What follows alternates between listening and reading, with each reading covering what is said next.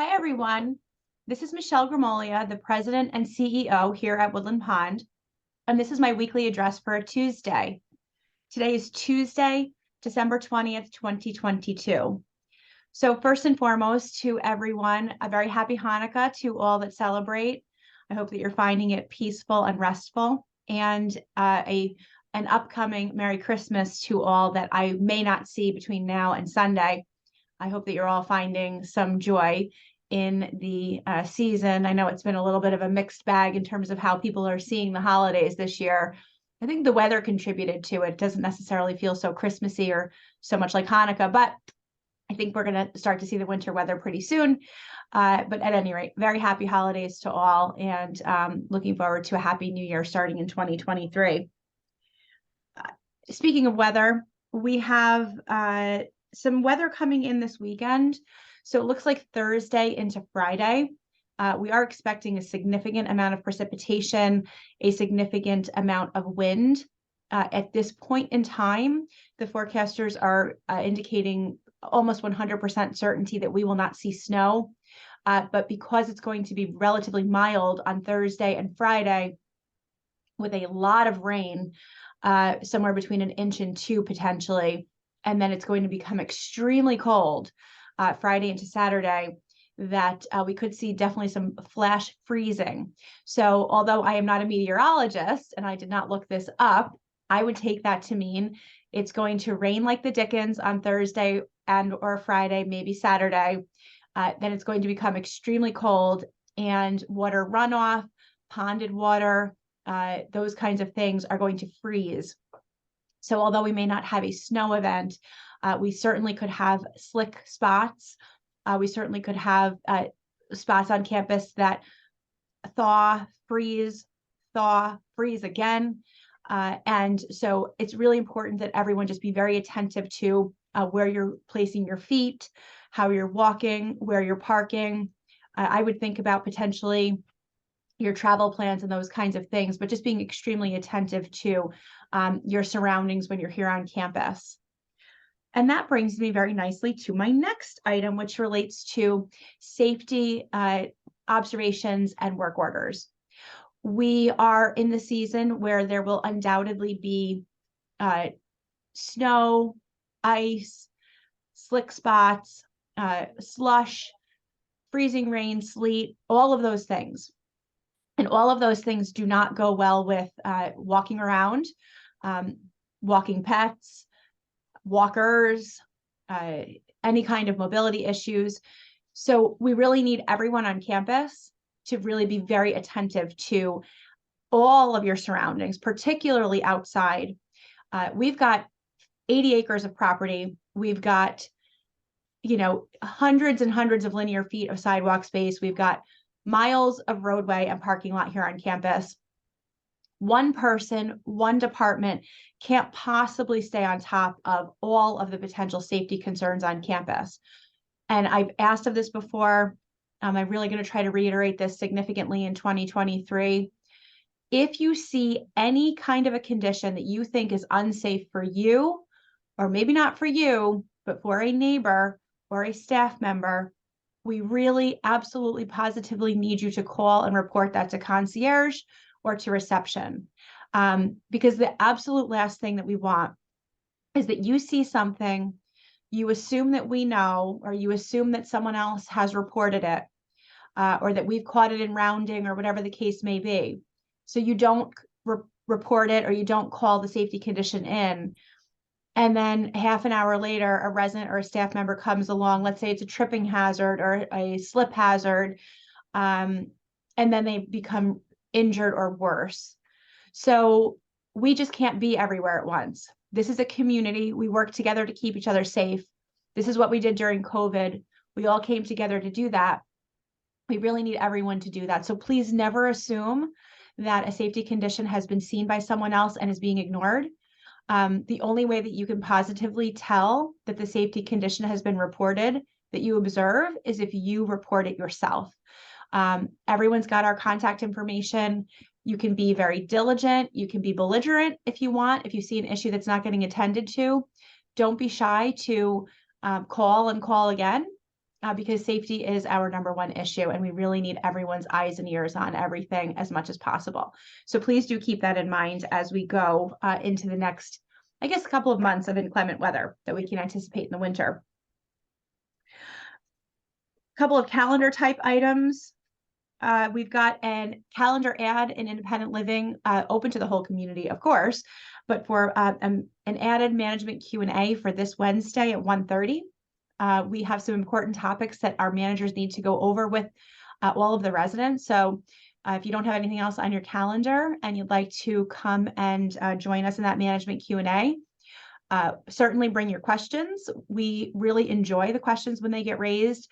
You can always send them to me in advance, leave them with concierge, or just attend and then raise your hand.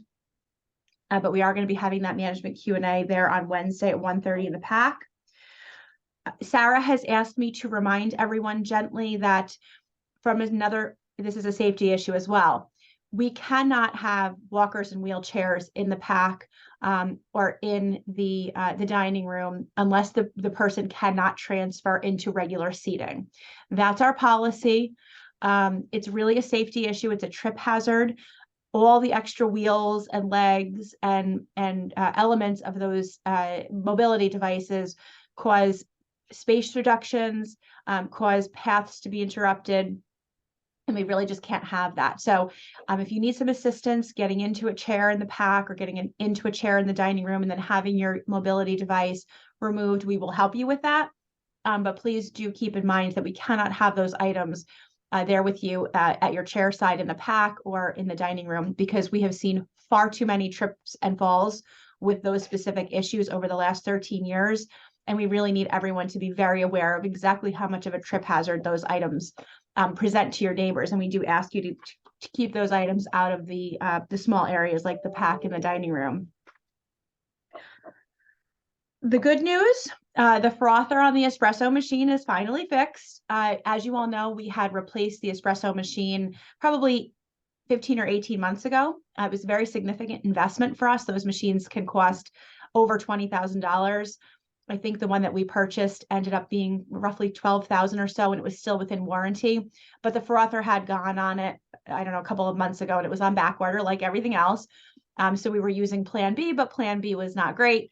So that frother is back up and working. So if you like froth on your beverages in our pub area, you now can do that again.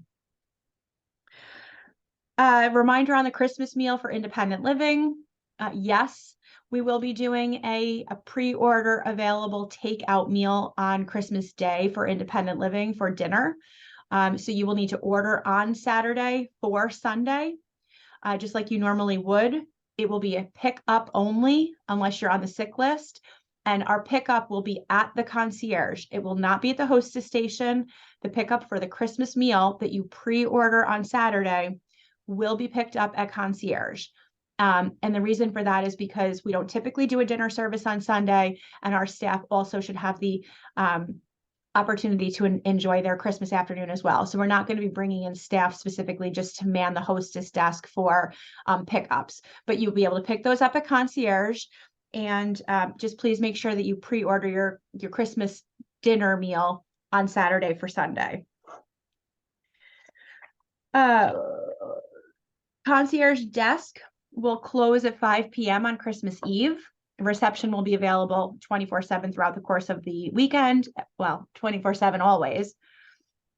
You can contact the normal concierge phone number if you need assistance after 5 p.m. on Christmas Eve, and we will place a sign on the desk of what phone number to call, because our reception and security staff will be here. They just won't physically be at that desk. So again, the concierge desk will close at 5 p.m. on Christmas Eve and be open normal hours on Christmas Day.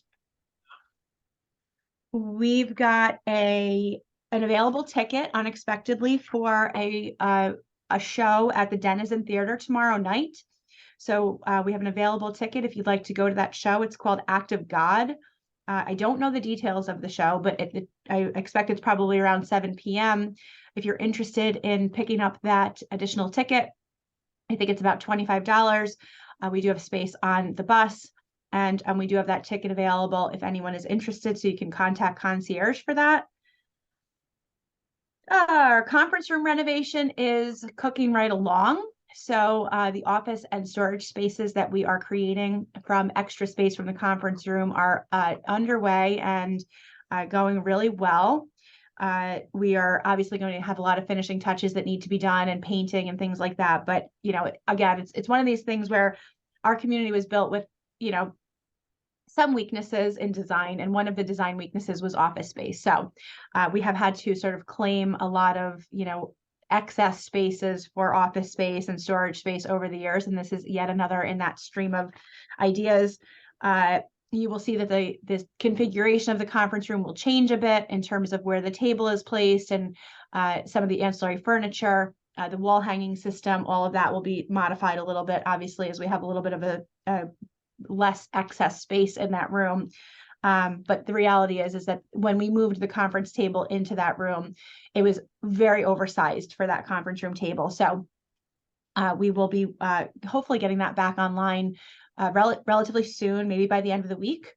But that's going along nicely. And the last thing I just want, two more things. One is a housekeeping type item.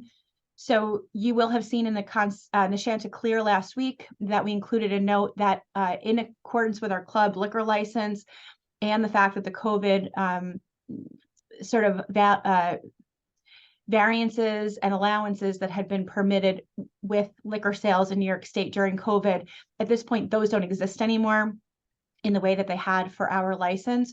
We cannot sell beer and wine on a takeout basis under our license. So effective January 1st, that is going to end.